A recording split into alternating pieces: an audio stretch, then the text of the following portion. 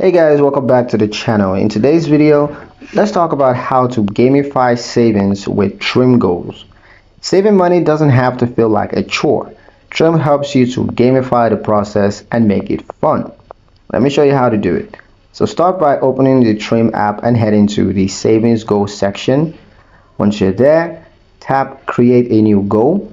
Whether it's for vacation, emergency funds, or new gadgets, go ahead and give it a name. And then you're also going to set the target amounts and deadline. Now, turn on automated savings.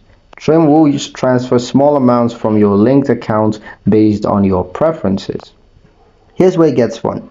Trim shows your progress in real time with visual trackers, percentage, and milestone alerts.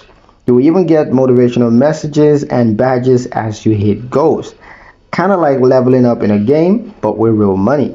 Stick to it and watch your savings grow faster and with a lot more satisfaction. That's pretty much it for the video, guys. Hope you liked it. Hope you found the information here useful enough. If you did, like the video, subscribe to the channel, and ring that notification bell so you never miss another update in the future. Thank you guys for watching, and I'll see you in the next one.